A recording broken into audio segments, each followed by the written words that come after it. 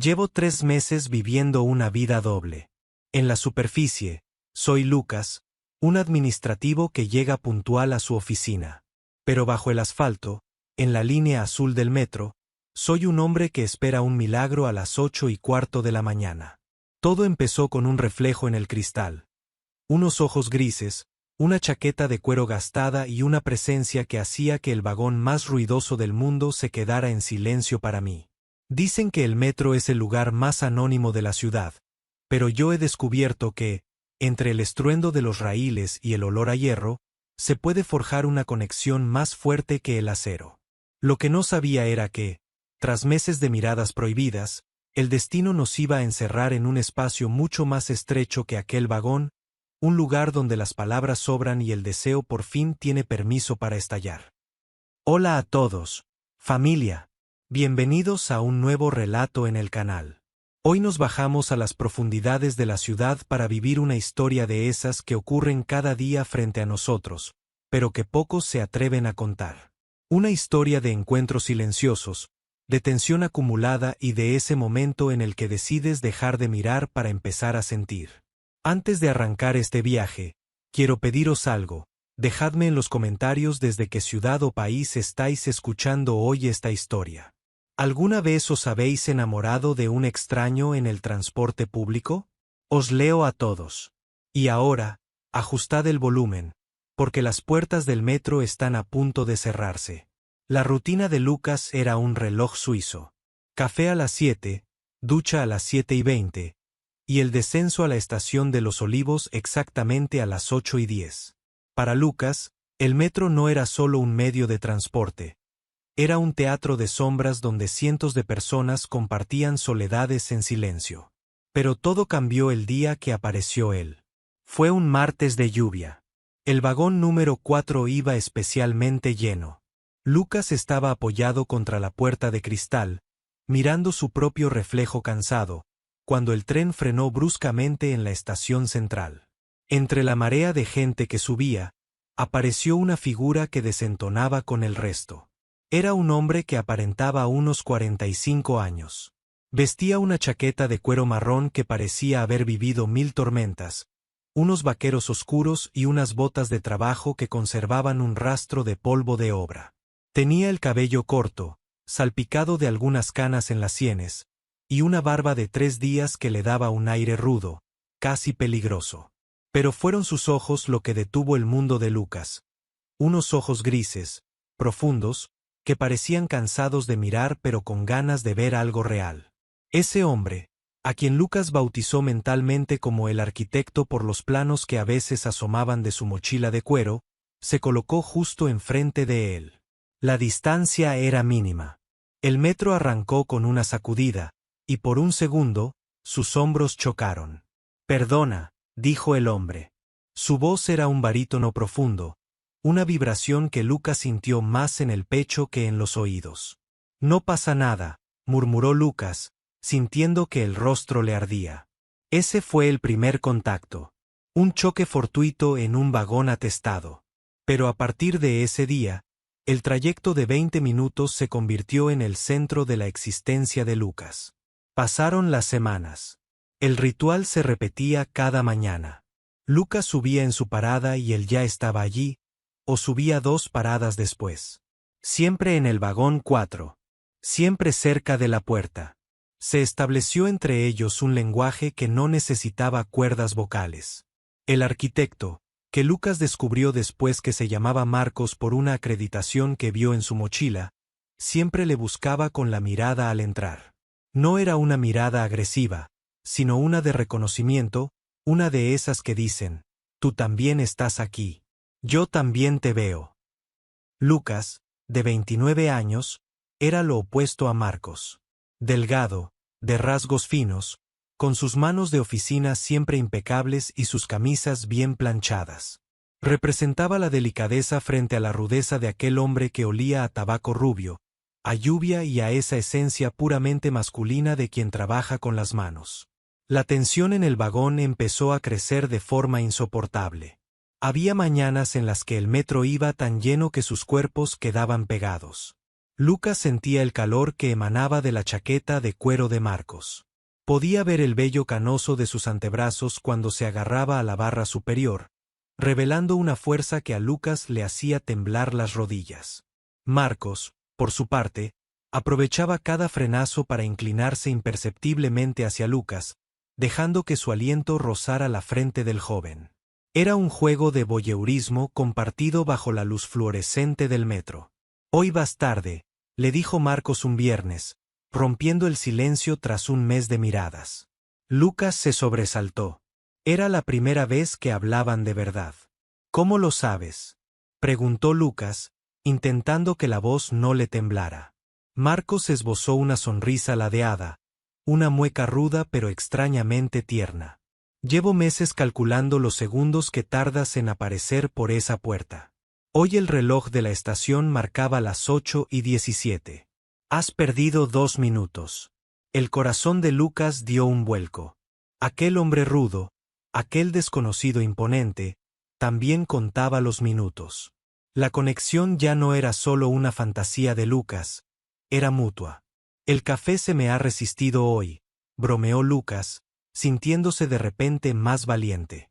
«A mí también me cuesta arrancar», respondió Marcos, dando un paso más hacia él, aprovechando que la gente bajaba. «Pero saber que te voy a ver aquí hace que el madrugón valga la pena». Las palabras de Marcos fueron como una descarga eléctrica. Lucas levantó la vista y se encontró con esos ojos grises mirándole con una intensidad que le quemaba. Marcos no tenía miedo de mostrar su interés. Era un hombre directo, alguien que no andaba con rodeos. A partir de ese día, las conversaciones se volvieron habituales. Hablaban de tonterías, el tiempo, la huelga de transporte, el libro que Lucas llevaba en la mano. Pero por debajo de las palabras, corría una corriente de alta tensión. Marcos empezó a permitirse gestos más íntimos. Un roce de dedos al pasarle un papel que se le había caído, una mano apoyada en la pared del vagón, justo encima de la cabeza de Lucas, acorralándolo suavemente contra el cristal mientras el tren cruzaba los túneles oscuros. Lucas se sentía protegido, y al mismo tiempo, peligrosamente expuesto. La diferencia de edad y la rudeza de Marcos le fascinaban. Le gustaba cómo Marcos hablaba de su trabajo en las obras de restauración del centro, cómo sus manos grandes se movían al explicar algo, manos curtidas que Lucas imaginaba recorriendo su propia piel. La retención de esta historia, familia, llega a su punto máximo cuando el deseo ya no puede ser contenido por el movimiento de un tren. Llegó un martes de noviembre. La ciudad estaba sumida en una niebla espesa y el frío se colaba por los pasillos del metro. Lucas y Marcos se encontraron en el vagón habitual. Ese día, Marcos parecía más inquieto de lo normal. Sus ojos grises estaban oscuros, cargados de una urgencia que Lucas reconoció de inmediato. «Lucas», susurró Marcos, acercándose tanto que sus pechos casi se rozaban. «Necesito hablar contigo. A solas. Sin toda esta gente mirando. Estamos en el metro, Marcos». «Aquí nunca se está solo», respondió Lucas, sintiendo que el aire le faltaba. Marcos miró hacia la siguiente estación. Era una estación antigua, de esas con pasillos interminables y rincones olvidados. «Bájate conmigo en la próxima. Hay algo que tengo que decirte y no puedo esperar a mañana». El tren frenó. Lucas no lo pensó. Su instinto, su cuerpo y su corazón le gritaban que siguiera a aquel hombre. Salieron al andén. El aire allí abajo era húmedo y olía a ozono. Marcos caminó con paso decidido hacia el final de la estación, hacia una zona donde las luces parpadeaban y el flujo de pasajeros era casi inexistente. Lucas le seguía, sintiendo el eco de sus propios pasos y el latido desbocado de su pulso en las sienes. Marcos se detuvo frente a una puerta de acero con el cartel de aseos.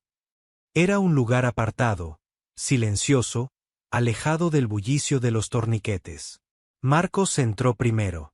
Lucas, con un nudo en la garganta, le siguió. El baño era un espacio pequeño, revestido de azulejos blancos y gastados, iluminado por un fluorescente que zumbaba con un sonido eléctrico. No había nadie más. El olor a desinfectante y a humedad creaba una atmósfera aséptica, pero el calor que emanaba de Marcos llenaba toda la estancia. Marcos cerró la puerta principal con el pestillo. El sonido metálico al encajar fue como el disparo de salida. «Llevo meses queriendo hacer esto», dijo Marcos, dándose la vuelta. Su voz era ahora un gruñido bajo, cargado de una masculinidad que inundaba el pequeño baño. Se acercó a Lucas, acorralándolo contra la pared de azulejos. El frío de la pared en la espalda de Lucas contrastaba con el calor abrasador que desprendía el cuerpo de Marcos. El hombre mayor puso sus manos grandes a ambos lados de la cabeza de Lucas, atrapándolo en su espacio personal. «Marcos», murmuró Lucas, su respiración agitada chocando contra el cuello de Marcos. «Cállate, Lucas», ordenó Marcos, pero no fue una orden dura, sino una cargada de una ternura desesperada. «No digas nada. Solo siente». Marcos bajó el rostro. Su barba de 3 días rozó la mejilla de Lucas, provocándole un escalofrío que le recorrió toda la columna. Lucas cerró los ojos, entregándose por completo a la presencia de aquel hombre rudo que le había robado el sueño durante meses.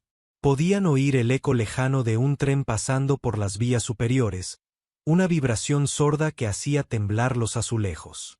Pero en ese pequeño baño del metro, el mundo se había detenido.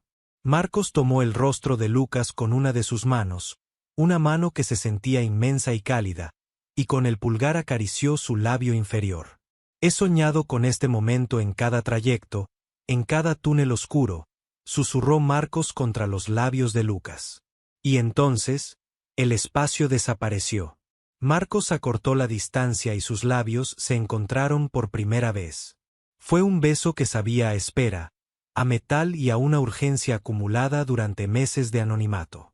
No fue un beso suave, fue un beso hondo, donde Marcos volcó toda su rudeza y Lucas toda su admiración.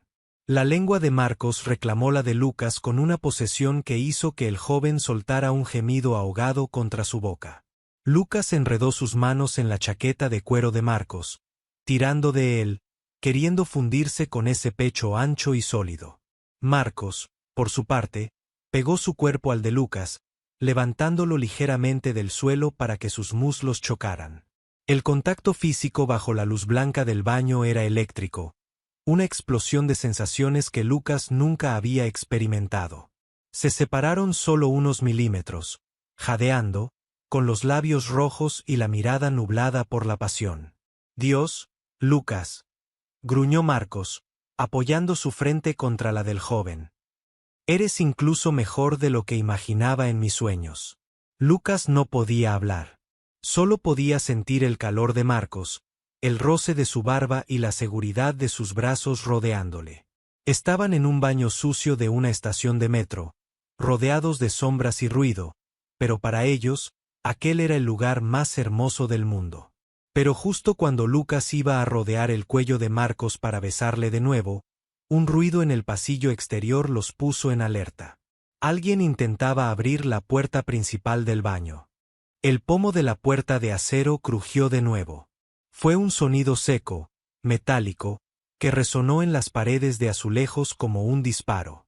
Lucas sintió que el corazón se le detenía, congelado por la descarga de adrenalina.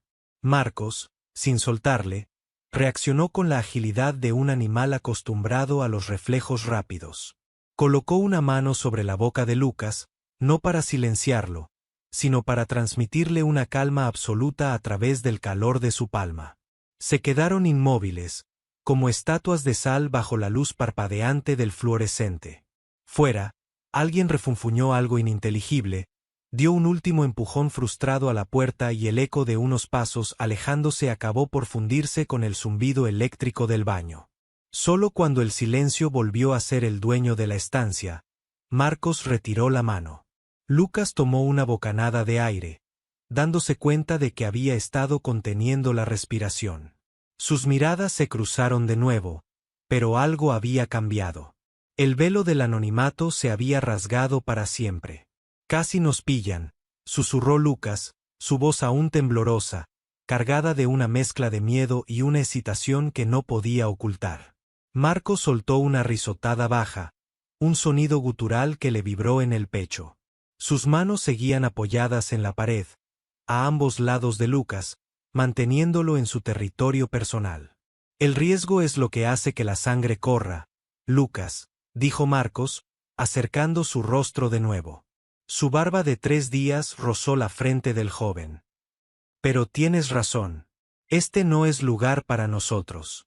Un hombre como tú no debería estar contra una pared sucia en el sótano de la ciudad.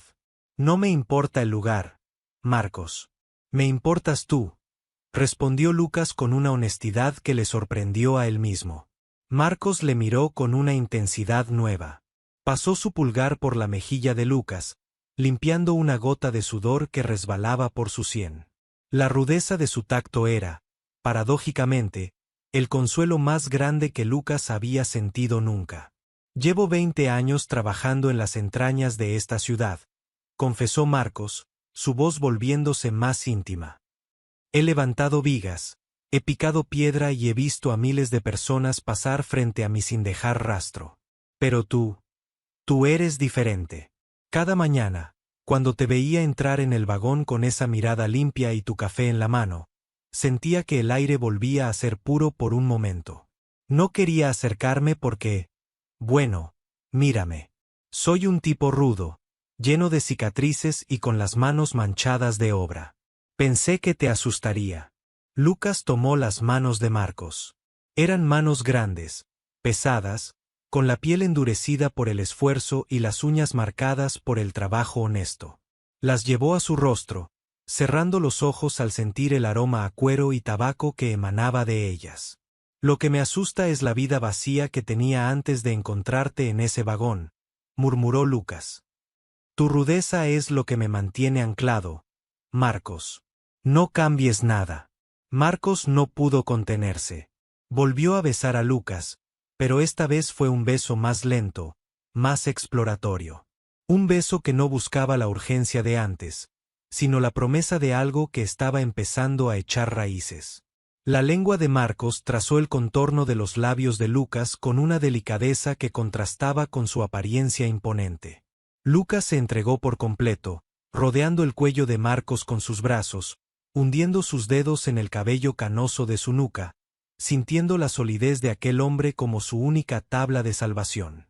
Tenemos que salir de aquí, dijo Marcos, separándose con dificultad. Si nos quedamos un minuto más, no podré dejarte marchar.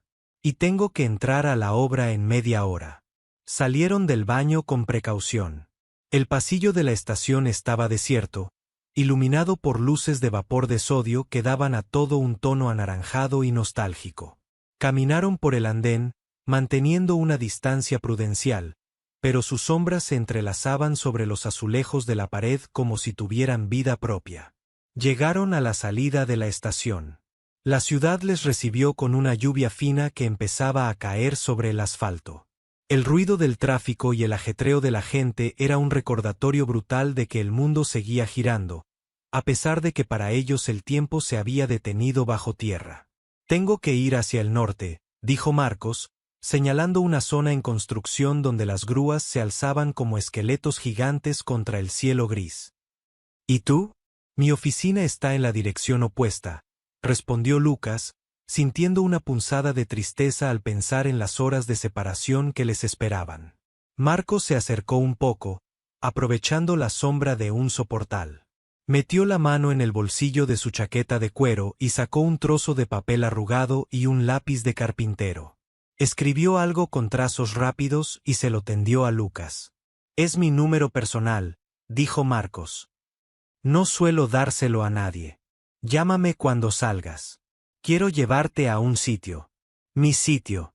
Lucas tomó el papel como si fuera un tesoro. Sus dedos se rozaron un segundo, un último contacto antes de la despedida.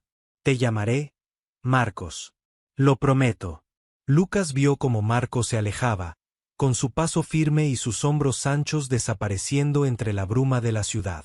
El joven se quedó allí, parado bajo la lluvia, sintiendo el calor del beso aún quemándole los labios.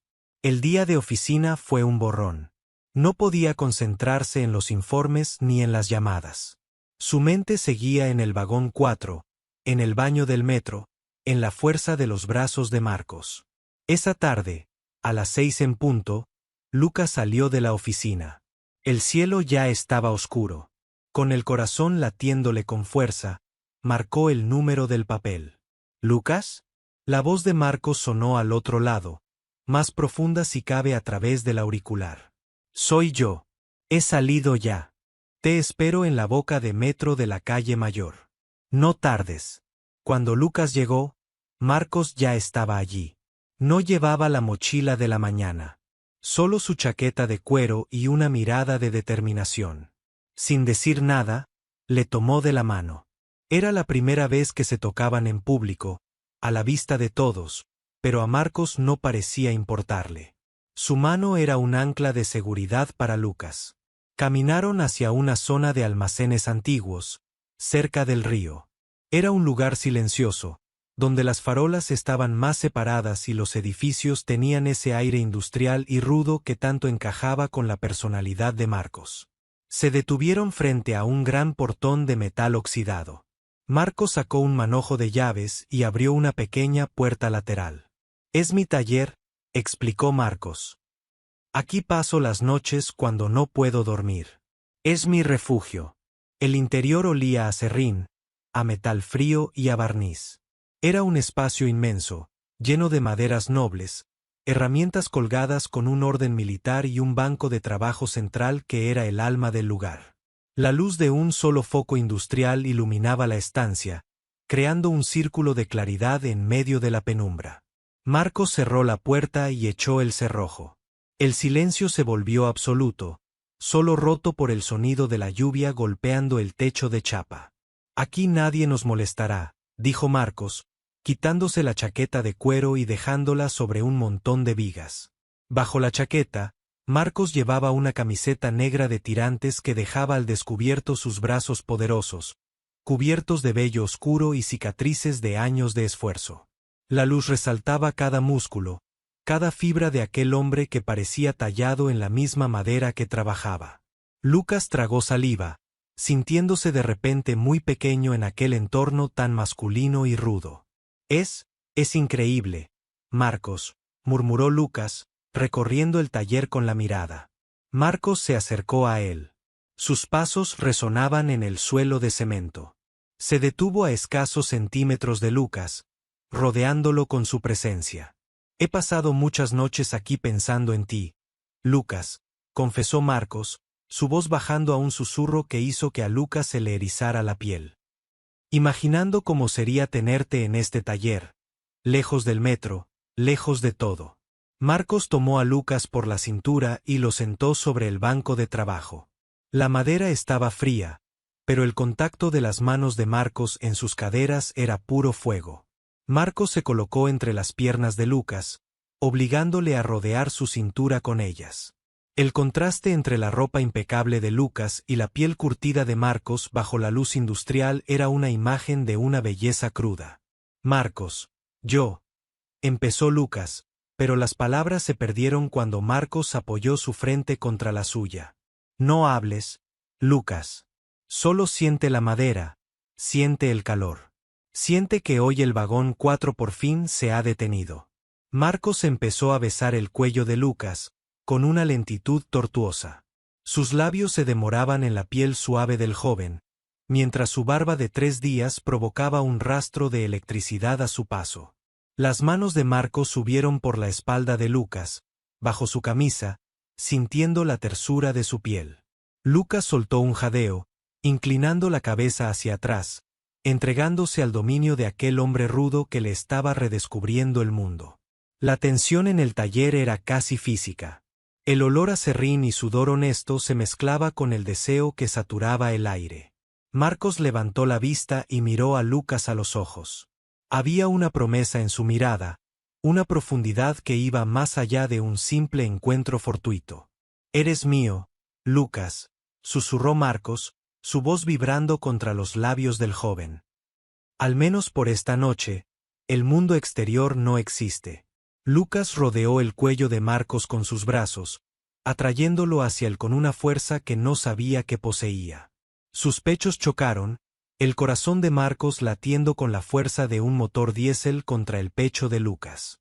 Se besaron de nuevo, pero esta vez el beso fue diferente.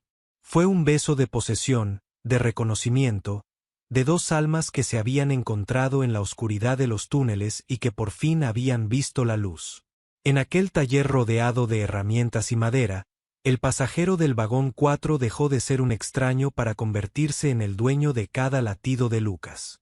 Pero la noche apenas estaba empezando, y Marcos tenía preparadas más sorpresas para el joven administrativo que se había atrevido a seguirle al abismo. La madera tiene una forma curiosa de guardar el calor, mucho después de que el sol se haya ido. En ese taller, rodeado de herramientas que han doblegado el hierro y el roble, me di cuenta de que yo era como una de esas piezas en bruto esperando las manos adecuadas. Marcos no me miraba como se mira un informe en una oficina.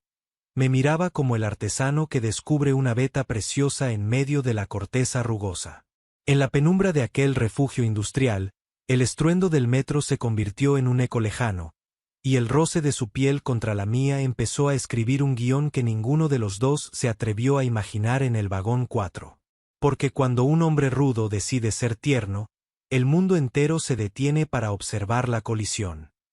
Bienvenidos al desenlace de este viaje, familia. Si habéis llegado hasta aquí, es porque sabéis que lo que ocurre bajo la luz de un taller a medianoche es mucho más real que lo que se ve a plena luz del día. Antes de que cerremos este capítulo, os lanzo una pregunta para los comentarios. ¿Qué creéis que pesa más en una relación, la pasión del primer encuentro o la seguridad de saber que alguien te espera al final del día? Os leo con atención. Y ahora, entrad en el taller, cerrad bien la puerta, y dejad que el olor a serrín y deseo os envuelva. El foco industrial sobre el banco de trabajo proyectaba sombras alargadas que bailaban al ritmo de la lluvia golpeando el techo de chapa. Lucas, sentado sobre la madera fría, sentía que cada fibra de su cuerpo vibraba en sintonía con la presencia de Marcos. El hombre rudo, el pasajero de los ojos grises, ya no era una silueta anónima. Era una fuerza de la naturaleza que le rodeaba, que le reclamaba con la misma intensidad con la que se reclama una tierra propia. Marcos no se movió. Mantuvo sus manos apoyadas en los muslos de Lucas, una presión firme que le anclaba a la realidad.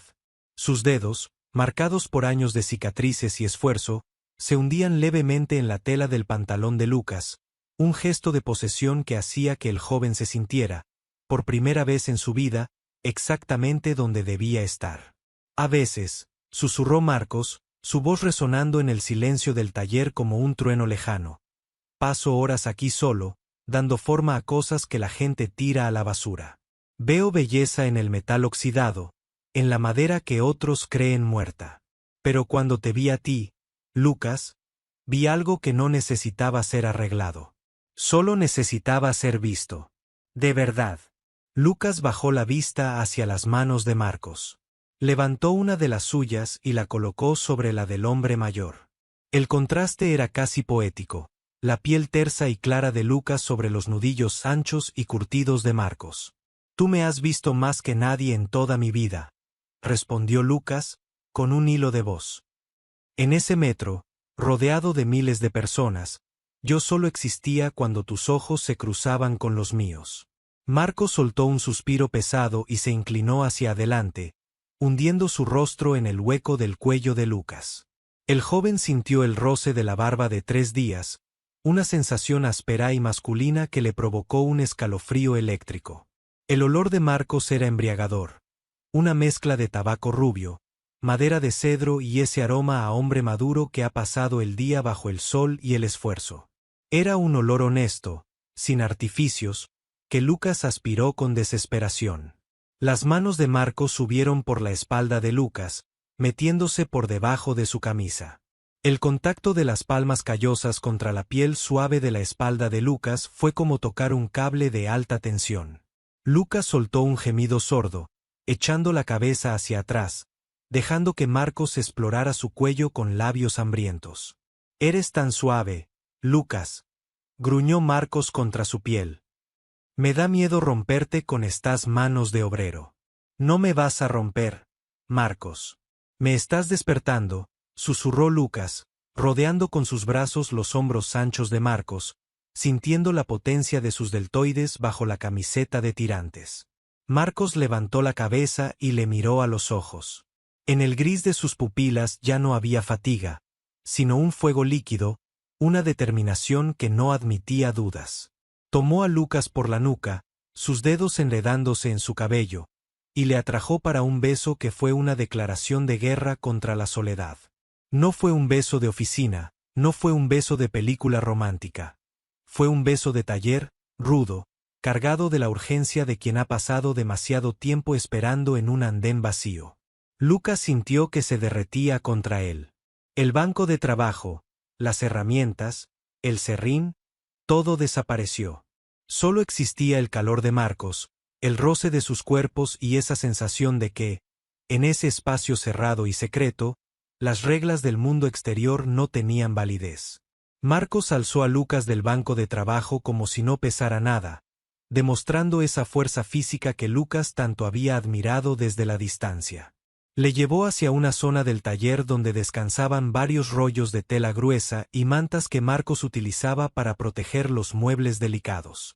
Le depositó allí, sobre la suavidad improvisada, y se colocó sobre él, cubriéndole con su cuerpo masivo. Bajo la luz tenue, la imagen era un estudio de contrastes. Marcos, con su presencia imponente, sus brazos tatuados de venas y su mirada de acero, sobre un Lucas que parecía una luz pálida en medio de la tormenta. Lucas no sentía miedo, sentía una seguridad absoluta. Sabía que Marcos, a pesar de su rudeza, le trataría con la misma precisión con la que trataba sus piezas de restauración más queridas. Mírame, Lucas, pidió Marcos, su respiración chocando contra la del joven. Quiero que sepas quién te está tocando. Quiero que mañana, cuando vuelvas a tu mundo de papeles y ordenadores, no puedas borrar el rastro de mis manos. Marcos empezó a desabrochar la camisa de Lucas con una destreza sorprendente. Cada botón que caía era una barrera que se desmoronaba. Cuando la camisa se abrió, dejando al descubierto el torso blanco y fino de Lucas, Marcos se detuvo un segundo. Sus ojos recorrieron cada centímetro de piel con una devoción que a Lucas le hizo sentir sagrado. «Eres perfecto», murmuró Marcos, antes de bajar su rostro y empezar a besar su pecho, rodeando con su lengua los relieves de sus músculos. Lucas enredó sus dedos en el cabello de Marcos, tirando de él, guiándole. La sensación de la barba de Marcos contra su abdomen era un tormento delicioso. El calor en el taller había subido varios grados. El sudor empezaba a perlar la frente de ambos, mezclándose con la humedad de la lluvia que aún goteaba de sus ropas. Marcos se deshizo de su propia camiseta, revelando un pecho ancho, cubierto de vello canoso, un torso de hombre que ha vivido y ha resistido. Lucas pasó sus manos por ese pecho, sintiendo los latidos potentes de Marcos, la fuerza de un motor que nunca se apaga. Al pegar sus cuerpos, la piel de Lucas pareció absorber la energía de Marcos. Fue una entrega total, un reconocimiento de que sus diferencias de edad y de vida no eran muros, sino puentes. La pasión en el taller se volvió una danza de manos y suspiros. Marcos era un amante rudo pero atento, alguien que sabía cuándo apretar y cuándo acariciar. Sus manos grandes recorrían las caderas de Lucas con una firmeza que le quitaba el aliento, mientras sus labios buscaban cada rincón de su piel, como si quisiera memorizarle para los próximos 20 años. «No quiero que esta noche se acabe», susurró Lucas, aferrándose a la espalda de Marcos, sintiendo sus músculos contraerse bajo su tacto. «La noche se acabará, Lucas», respondió Marcos, deteniéndose para mirarle con una ternura infinita. «Pero el vagón 4 siempre estará ahí. Y yo siempre estaré en él esperando por ti». Se quedaron así durante horas, refugiados bajo las mantas del taller, mientras la lluvia amainaba y el silencio de la madrugada se adueñaba de la zona industrial. Hablaron poco, porque los cuerpos ya lo habían dicho todo. Marcos le contó historias de sus años en las obras, de las veces que se sintió solo en medio de la multitud, y Lucas le habló de su deseo de escapar de la monotonía de su vida administrativa. Cuando el primer rayo de luz grisácea empezó a filtrarse por las claraboyas del taller, la realidad llamó a la puerta. No con ruidos, sino con la fría luz del amanecer. Se vistieron en silencio, pero no era un silencio incómodo. Era el silencio de los que comparten un secreto inquebrantable. Marcos ayudó a Lucas a abotonarse la camisa, un gesto de una delicadeza abrumadora viniendo de un hombre de sus dimensiones. «Tengo que ir a la estación», dijo Lucas, mirándose al espejo roto del baño del taller. Su reflejo ya no era el del administrativo cansado. Había un brillo en sus ojos, una marca invisible en su cuello que Marcos le había dejado como un sello de pertenencia. «Yo también», dijo Marcos, poniéndose su chaqueta de cuero. «El trabajo no espera». Salieron del taller. El aire de la mañana era frío y limpio. Caminaron de nuevo hacia el metro, esta vez bajo la luz del día, pero sin soltarse de la mano hasta que llegaron a los torniquetes.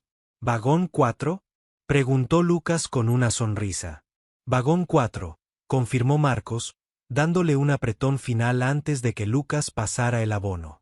Lucas bajó las escaleras mecánicas, sintiendo que el suelo que pisaba era diferente. El metro llegó puntual, a las 8:15. Las puertas se abrieron y Lucas entró en el vagón 4.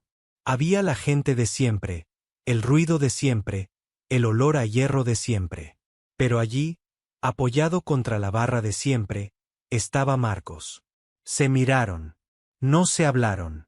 Marcos le dedicó un leve asentimiento de cabeza, un gesto imperceptible para el resto de los pasajeros, pero que para Lucas significaba el mundo entero.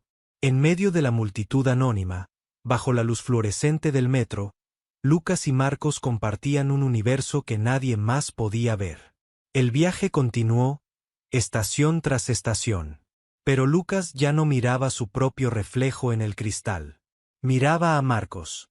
Y sabía que, cada mañana, mientras el metro cruzara los túneles oscuros de la ciudad, ellos tendrían su propio refugio.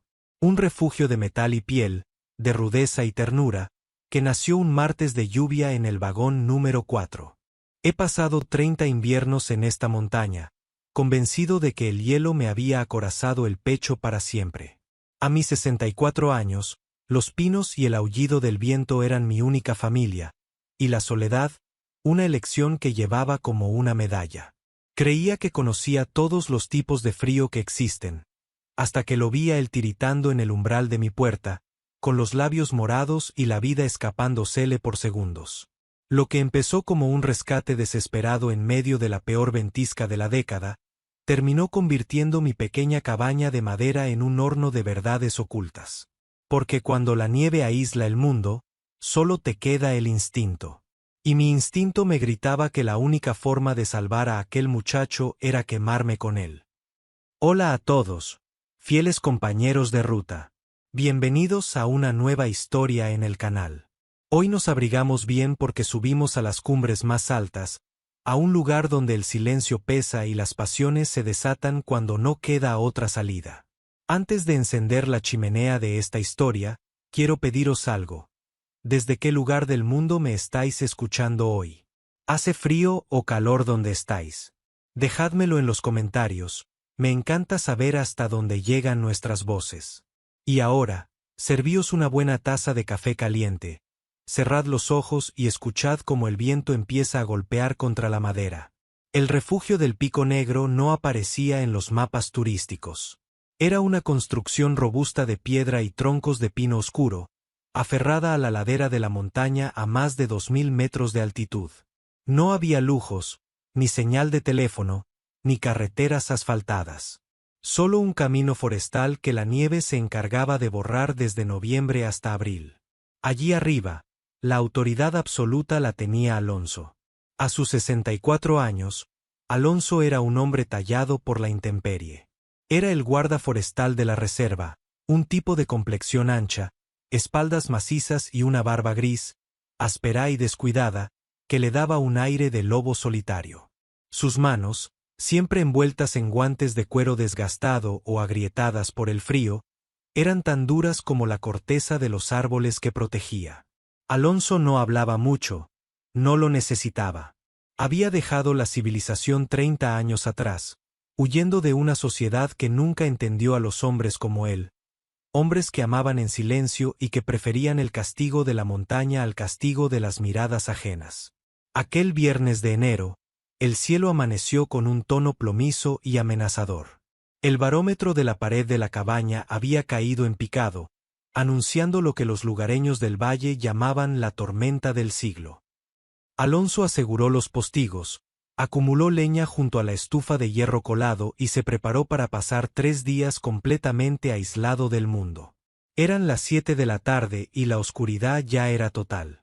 El viento aullaba como una bestia herida, golpeando los muros de piedra con ráfagas que hacían temblar los gruesos cristales de las ventanas. Alonso estaba sentado en su vieja butaca de orejas, fumando una pipa y tallando un trozo de madera, disfrutando de la rudeza de la tormenta.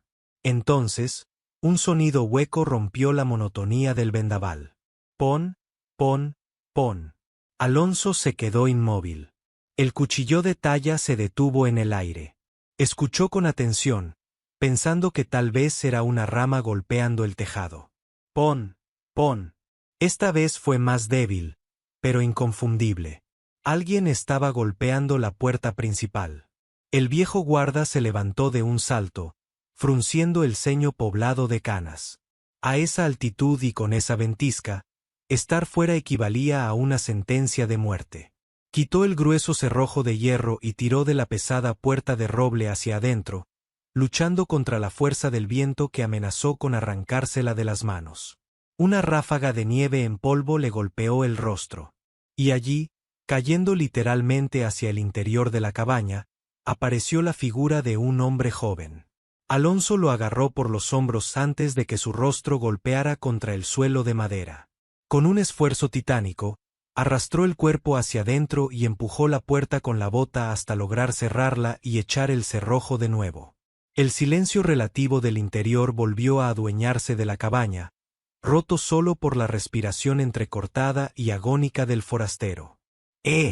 Muchacho, ¿me oyes?, bramó Alonso, arrodillándose junto a él.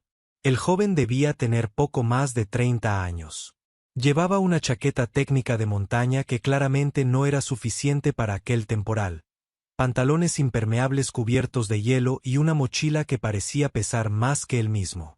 Su rostro estaba pálido, casi translúcido, y sus labios tenían un peligroso tono azulado.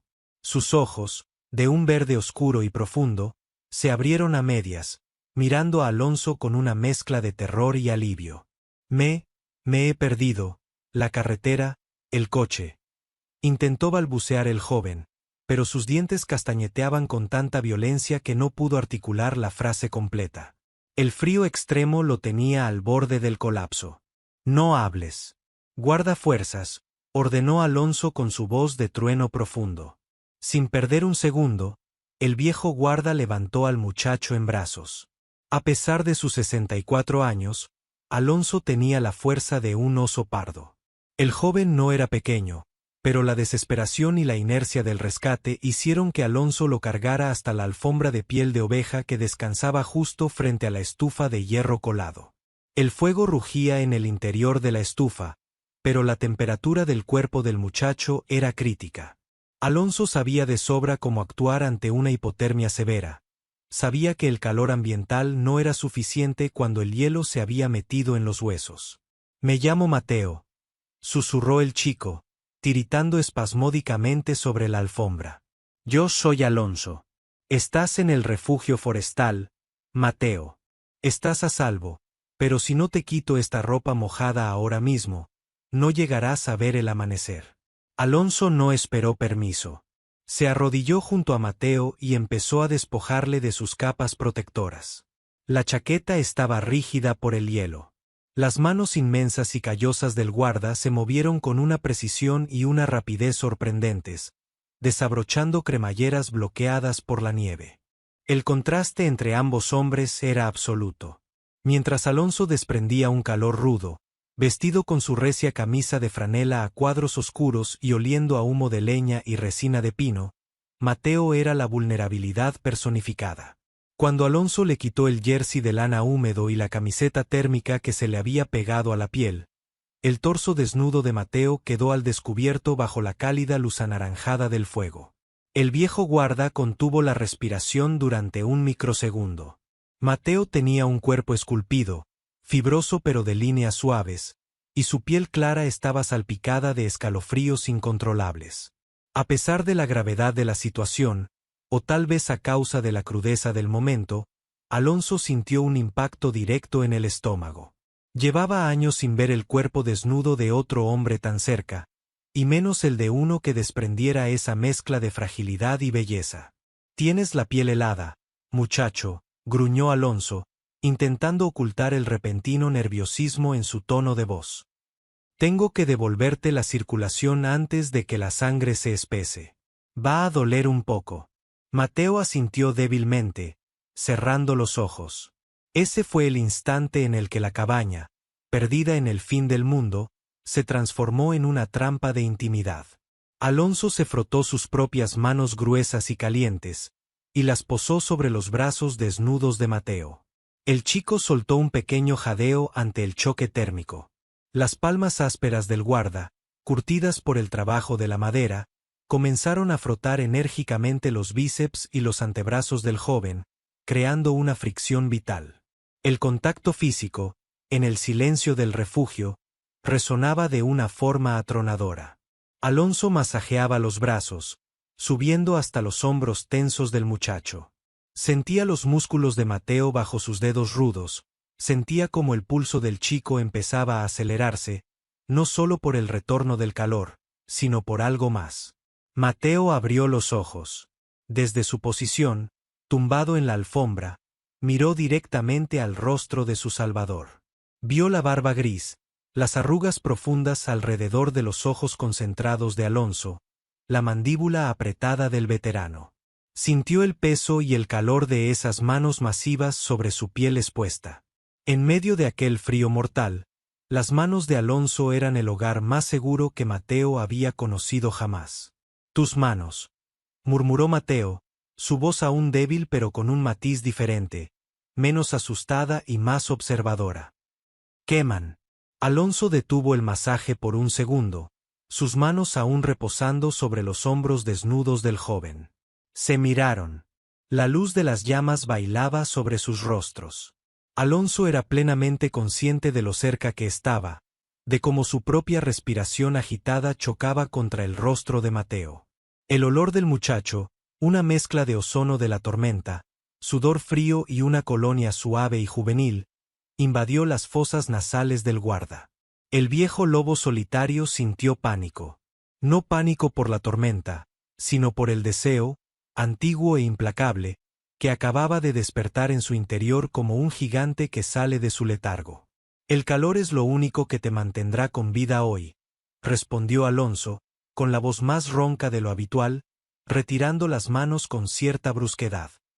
«Voy a traerte unas mantas de lana y algo de mi ropa seca. No te muevas del fuego». Alonso se levantó torpemente y caminó hacia el otro extremo de la cabaña, hacia su dormitorio. Necesitaba poner unos metros de distancia entre él y el magnetismo que desprendía aquel muchacho. Abrió su viejo arcón de madera y sacó unos pantalones de chándal gruesos y un jersey de punto de cuello alto. Sus propias manos temblaban ligeramente, y se odió a sí mismo por ello. A sus 64 años, no iba a permitir que un extraño rompiera la paz que tanto le había costado construir. Al volver al salón, Mateo había logrado sentarse frente a la estufa, abrazándose a sí mismo. A pesar del intenso calor que irradiaba el hierro, sus labios seguían un poco pálidos. «Toma, vístete rápido», dijo Alonso, tendiéndole la ropa. Mateo tomó las prendas. Le quedaban enormes. El jersey de Alonso le cubría hasta la mitad de los muslos, y el olor del viejo guarda, ese aroma a tabaco, madera y hombría madura, envolvió a Mateo por completo. El joven se sintió extrañamente protegido al llevar la ropa de aquel coloso de la montaña. Alonso le sirvió una taza de caldo hirviendo que tenía en la estufa pequeña y se sentó en un taburete de madera, muy cerca de él, para vigilar su estado. En la pequeña cabaña de apenas 30 metros cuadrados, el concepto de espacio personal era una ilusión. Alonso estaba sentado con las piernas ligeramente abiertas, y Mateo, acurrucado en la alfombra, tenía una de sus rodillas apoyada casi contra la pantorrilla del guarda. Era un roce mínimo a través de la gruesa tela del pantalón de chándal, pero era constante. Cada vez que Mateo tomaba un sorbo del caldo y se acomodaba, su rodilla rozaba la pierna de Alonso. Ese efecto rodilla mantenía a Alonso en un estado de tensión eléctrica. El viejo guarda fijaba su vista en las llamas de la estufa, intentando ignorar la presencia del joven, pero era inútil. ¿Qué demonios hacías ahí fuera con este temporal, muchacho?, preguntó Alonso, rompiendo el pesado silencio. Mateo bajó la taza, abrazándola con ambas manos para absorber el calor de la cerámica. Soy biólogo del Ministerio de Medio Ambiente. Vine a hacer un sondeo de las poblaciones de urogallos antes del cierre de temporada. El parte meteorológico decía que la tormenta no entraría hasta mañana al mediodía. Mi coche patinó en el hielo a 5 kilómetros de aquí y se quedó encajado en una cuneta. Supe que si me quedaba dentro, moriría congelado, así que caminé buscando el refugio. Alonso soltó un gruñido reprobatorio. Los del ministerio sois todos iguales. Creéis que un título os protege de la montaña. La montaña no sabe de meteorología ni de despachos. Si la respetas, te deja vivir. Si te confías, te entierra. Has tenido una suerte que no mereces. Biólogo. Mateo esbozó una pequeña sonrisa, mirando al veterano de reojo. A pesar de las duras palabras, no había crueldad en el tono de Alonso. Lo sé. Y te debo la vida, Alonso.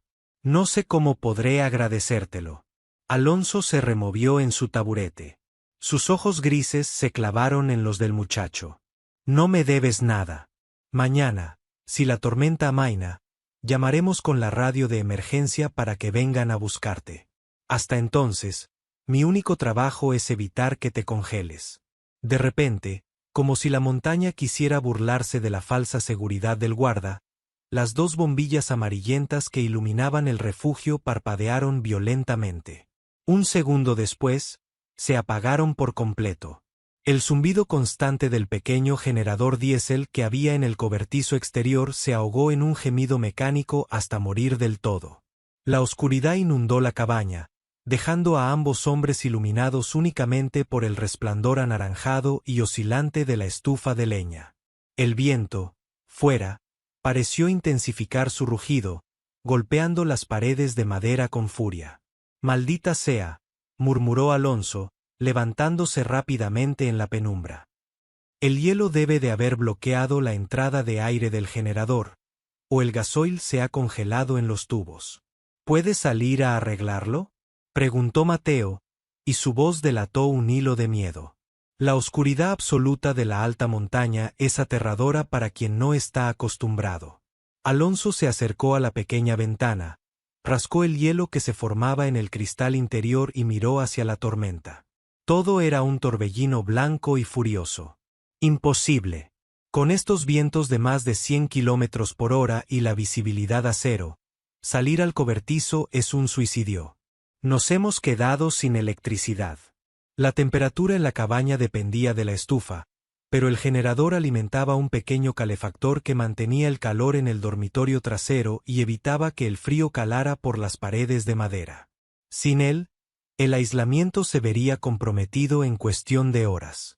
Alonso encendió un farol de aceite viejo que tenía sobre la mesa. La luz mortecina, llena de sombras alargadas, le dio al refugio un aspecto aún más íntimo y aislado. Volvió a sentarse cerca de Mateo, quien, a pesar de las mantas y el caldo, había empezado a temblar de nuevo por la rápida caída de la temperatura ambiental. El fuego nos mantendrá calientes aquí en el salón, pero la leña no durará eternamente si tengo que mantenerlo al máximo, dijo Alonso, observando cómo los labios del joven volvían a perder color. Mateo se encogió, abrazándose las rodillas, acercándose un poco más al veterano en un gesto puramente instintivo de buscar protección. Su hombro rozó la pierna robusta de Alonso. «Tengo frío, Alonso, otra vez», susurró el chico. El viejo guarda cerró los ojos, luchando una guerra mundial en su interior. Sabía cuál era el protocolo de supervivencia extrema. Cuando el fuego no es suficiente, la única fuente térmica que puede salvar a un hombre de la congelación es el calor de otro cuerpo humano. Pero aplicar ese protocolo con aquel muchacho implicaba derribar su muro de contención. Implicaba tocarlo de nuevo. Implicaba meterse con él bajo mantas pesadas y enfrentarse al demonio de su propia soledad. «Levántate», ordenó Alonso con voz firme, ocultando su temblor. «¿Qué? ¿A dónde vamos?», preguntó Mateo, mirándolo con confusión y miedo. «Aquí en el suelo el frío se filtra por las rendijas de la madera. Mi cama es el único sitio aislado de la cabaña, y tiene 3 mantas de pura lana virgen». Mateo asintió, intentando ponerse en pie, pero sus piernas, aún entumecidas por el esfuerzo y el frío, no le respondieron. Trastabilló y habría caído de bruces si las manos gigantescas de Alonso no lo hubieran agarrado por la cintura. El impacto fue demoledor. Alonso sostuvo el cuerpo de Mateo contra el suyo. La diferencia de estatura y corpulencia era evidente. El guarda envolvía al joven casi por completo. Mateo, mareado, apoyó las manos en el pecho de Alonso y dejó caer la cabeza contra su hombro. Bajo la tenue luz del farol de aceite, el silencio de la cabaña se volvió ensordecedor, roto solo por las 2 respiraciones que se mezclaban en la penumbra. Alonso podía sentir la suavidad del pelo de Mateo rozando su cuello. Podía sentir la necesidad de calor del chico, una necesidad que iba mucho más allá de la temperatura corporal. «Yo te llevo, muchacho», susurró Alonso, rindiéndose a la evidencia de que ya no había vuelta atrás. Levantó a Mateo del suelo, sosteniéndolo por la espalda y bajo las rodillas con una facilidad asombrosa. Mateo pasó un brazo alrededor del cuello del coloso de barba gris, aferrándose a él como su única tabla de salvación en un mundo de hielo.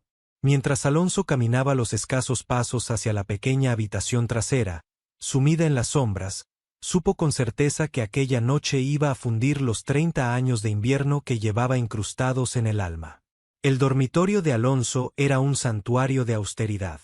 Apenas había espacio para la cama de madera maciza, un pequeño armario y la ventana de cristales dobles por la que ahora solo se veía la negrura absoluta de la ventisca. Al alejarse de la estufa de leña del salón, la temperatura caía de forma drástica. El frío en esa habitación era afilado, cortaba la respiración y se colaba en los huesos casi al instante. Alonso depositó a Mateo sobre el colchón con una delicadeza extrema, como si el muchacho estuviera hecho de cristal fino en lugar de carne y hueso. Rápidamente, desdobló las pesadas mantas de pura lana virgen que se apilaban a los pies de la cama y cubrió al joven hasta la barbilla.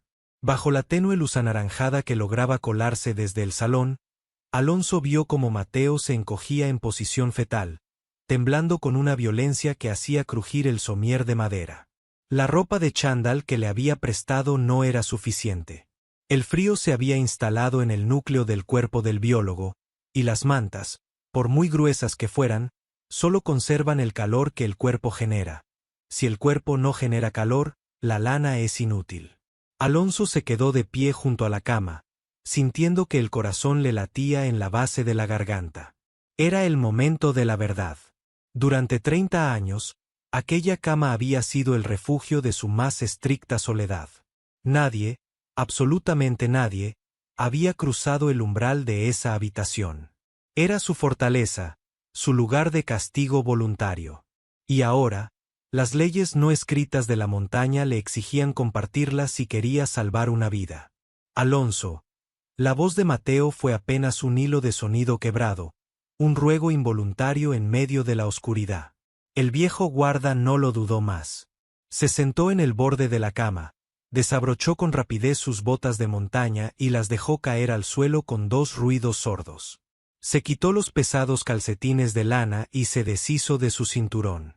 Con un movimiento decidido, levantó el borde de las pesadas mantas y se deslizó bajo ellas. El contraste fue un latigazo para ambos. El colchón, diseñado para un solo hombre, se hundió bajo el peso macizo del guarda. La cama era estrecha, de apenas 90 centímetros de ancho. Alonso tuvo que ponerse de costado, dándole la espalda a la pared de madera helada, para dejar espacio al muchacho.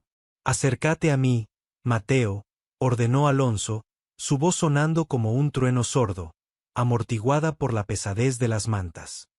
«No te quedes en el borde. Ven aquí». Mateo no necesitó que se lo repitieran. Guiado por un instinto primitivo de supervivencia, el joven se deslizó por el colchón hasta que su espalda chocó directamente contra el pecho ancho y firme del guarda. Alonso contuvo el aliento. El impacto físico fue abrumador.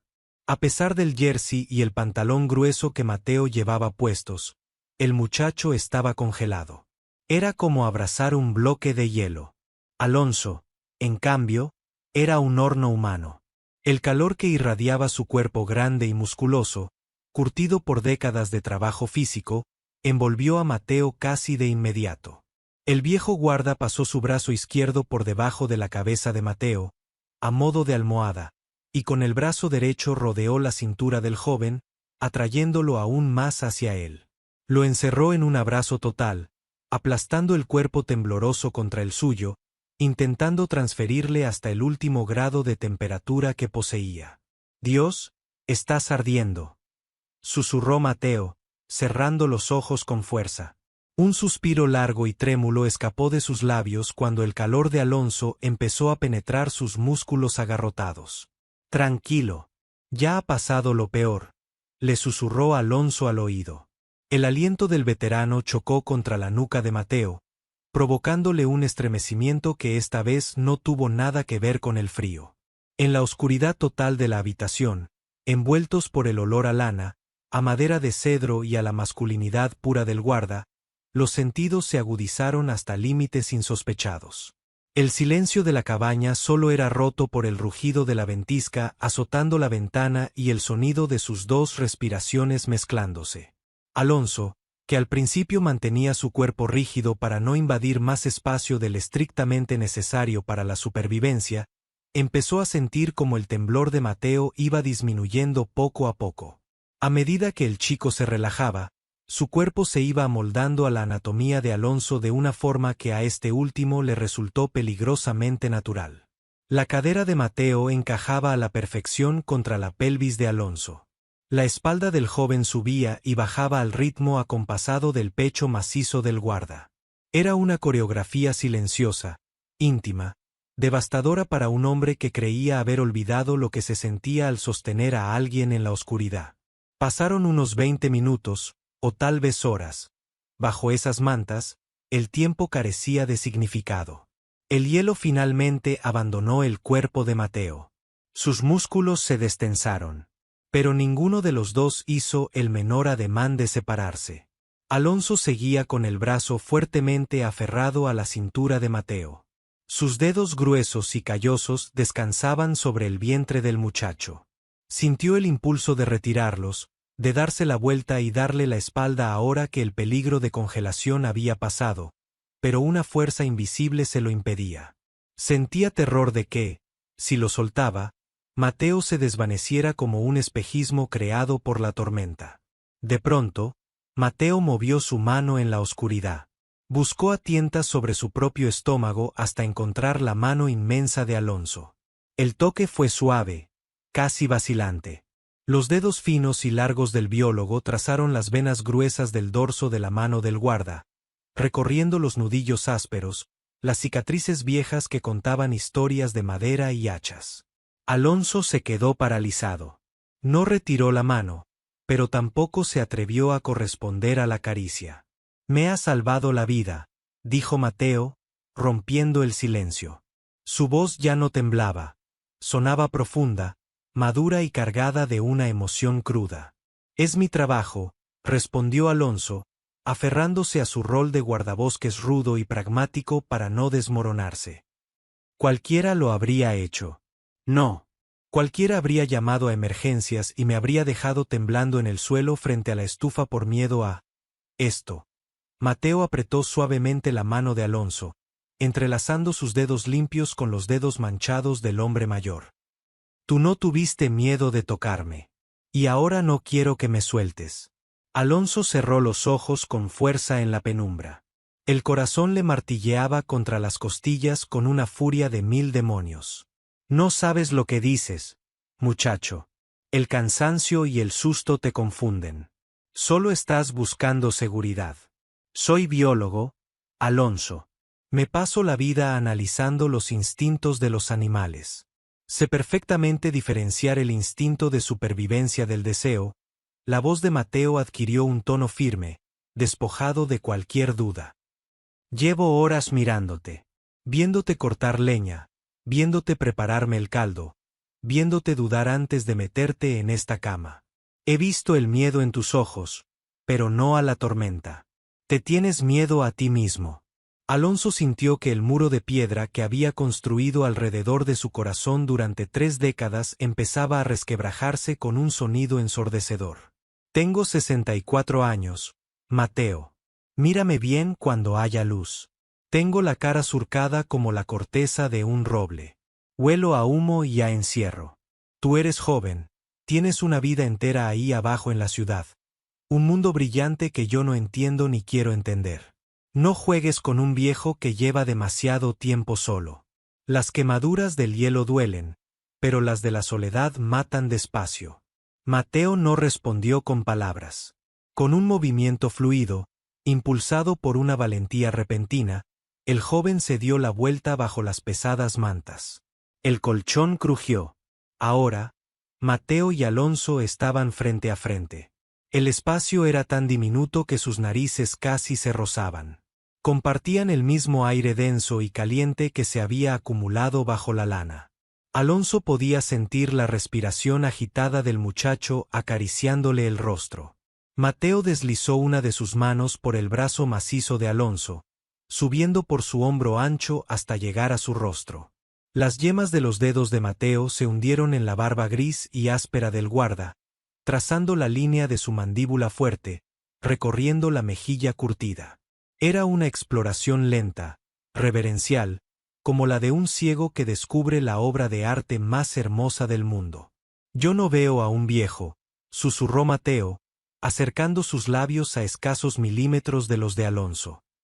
Veo al hombre que, con solo un abrazo, ha hecho que deje de importarme el resto del mundo. Veo un refugio del que no quiero salir nunca. No hueles a encierro, Alonso. Hueles a fuerza. Hueles a vida de verdad. La rendición fue inevitable. El último ladrillo de la coraza de Alonso se hizo polvo.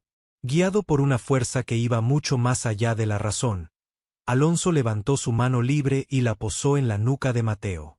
Sus dedos rugosos se enredaron en el pelo oscuro y ligeramente húmedo del joven, y con una suavidad que desmentía la tosquedad de su aspecto, lo atrajo hacia sí.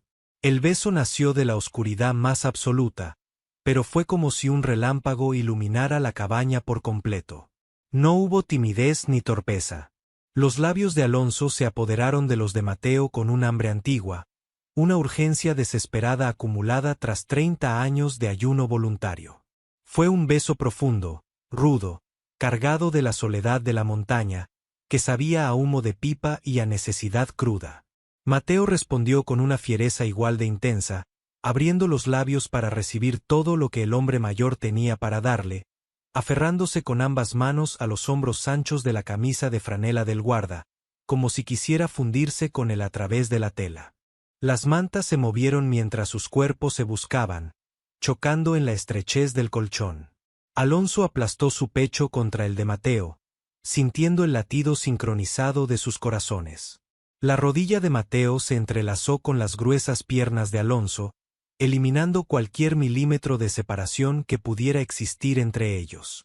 Bajo la oscuridad, las manos grandes de Alonso recorrieron la espalda de Mateo, delineando la firmeza de sus músculos bajo el jersey prestado, maravillándose de la realidad de tener a alguien allí, vibrando bajo su tacto, respondiendo a cada caricia con un gemido sordo que le ponía la piel de gallina.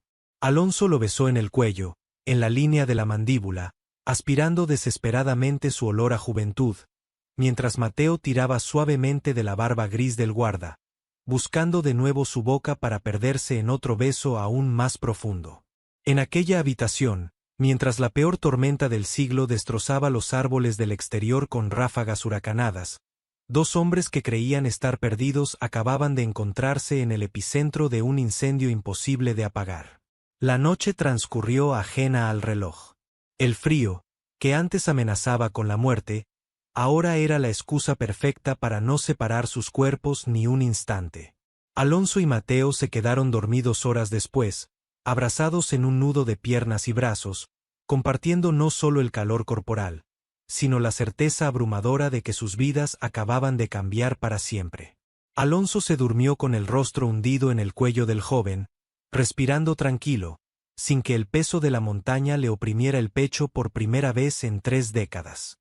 Cuando Alonso abrió los ojos, la luz era cegadora. El blanco inmaculado de la nieve reflejaba el sol de la mañana a través de la ventana del dormitorio. La tormenta se había roto por completo. El viento había callado, dejando a su paso el silencio majestuoso y sepulcral de la alta montaña recién nevada. El guarda parpadeó varias veces, intentando acostumbrarse a la luz, y entonces sintió el peso sobre su brazo. Mateo seguía allí. Estaba dormido, profundamente relajado, con la cabeza apoyada en el pecho desnudo de Alonso. Durante la noche, el calor bajo las mantas los había obligado a deshacerse de los jerseys. El joven biólogo tenía una pequeña sonrisa asomando en sus labios, el pelo oscuro revuelto y la respiración pausada. Uno de sus brazos descansaba relajado sobre el vientre del hombre mayor. Alonso se quedó quieto, observándolo bajo la luz limpia de la mañana. No era un sueño provocado por el aislamiento. El muchacho, hermoso, valiente y con una profundidad que lo había desarmado, era dolorosamente real. El viejo guarda levantó su mano áspera y, con un cuidado exquisito, apartó un mechón de pelo de la frente de Mateo. Al instante, un nudo se formó en la garganta de Alonso. La realidad del día comenzaba a infiltrarse en la cabaña. La tormenta había pasado. En unas horas, la carretera estaría despejada por los quitanieves de la comarca. Mateo encendería su radio de emergencia, sus compañeros subirían a buscarlo y la burbuja se rompería. El biólogo volvería a su vida en la ciudad, a su mundo de gente joven y deprisa, y Alonso se quedaría allí, en su cabaña solitaria, ahora infectada por el recuerdo imborrable de lo que se sentía al no estar solo. Alonso apartó la vista, mirando el techo de madera, sintiendo que el pecho se le oprimía. Cerró los ojos, preparándose mentalmente para ponerse la coraza de nuevo, para ayudar a Mateo a salir de allí y despedirse de él con un frío apretón de manos. No pongas esa cara de funeral tan temprano, viejo lobo. La voz de Mateo, ronca por el sueño y cargada de una dulzura perezosa, lo sacó de sus pensamientos. Alonso bajó la mirada. Los ojos color miel de Mateo estaban abiertos, mirándolo directamente desde su pecho. El joven no había apartado su brazo ni había retrocedido un solo milímetro al despertar.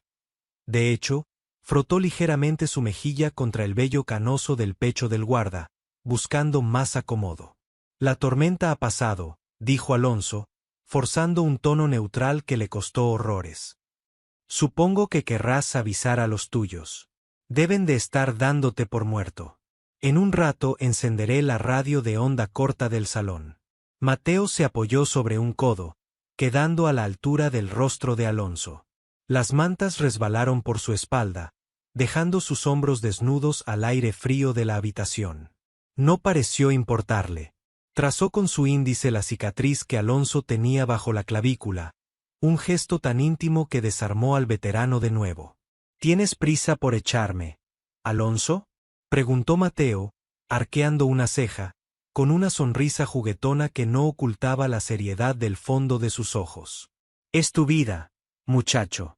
Tienes un trabajo ahí abajo. Mi trabajo consistía en hacer un sondeo de 3 semanas en esta reserva forestal, replicó Mateo, acercándose hasta que su frente tocó la de Alonso. Me iban a alojar en el refugio de cazadores del Valle Inferior, pero creo que hace demasiada humedad allí abajo. Aquí arriba, las vistas son infinitamente mejores, y el guarda forestal da unos abrazos que curan la hipotermia mejor que cualquier medicina. Alonso abrió mucho los ojos, sintiendo que el corazón le daba un salto mortal en el pecho. No estarás hablando en serio. Estar aquí 3 semanas. Conmigo. El pueblo está a 20 kilómetros. No hay internet, no hay comodidades. Solo silencio y un viejo gruñón cortando leña. Suena al paraíso, respondió Mateo, rozando sus labios contra los del guarda de forma provocativa, saboreando el despertar. Y después de esas 3 semanas, tendré que volver al ministerio a redactar el informe, pero los viernes salgo a las 3 de la tarde. Me da tiempo de sobra a coger el coche y estar aquí a la hora de cenar. Alonso sintió que los ojos se le humedecían. Las lágrimas, algo que no había experimentado desde la juventud, amenazaron con desbordarse. Atrapó el rostro de Mateo entre sus manos inmensas, mirándolo como si fuera un milagro que la montaña le hubiera concedido. Será duro, muchacho. Yo no sé cómo se hacen estas cosas. Llevo mucho tiempo solo. Aprenderemos juntos, Alonso. El hielo ya se ha roto, susurró Mateo, antes de acortar la distancia y volver a besarlo. Esta vez, el beso bajo la luz del amanecer no fue desesperado ni hambriento. Fue un beso lento, seguro, cargado de promesas y de un calor que ya no provenía de la urgencia de la supervivencia, sino del puro deseo de querer quedarse. Afuera, la montaña estaba blanca, majestuosa e inmensa, brillante bajo el sol de enero. Las carreteras seguirían cortadas unos días más, pero en el interior del refugio del Pico Negro, el verdadero invierno, el del alma de Alonso, se había derretido para no volver jamás.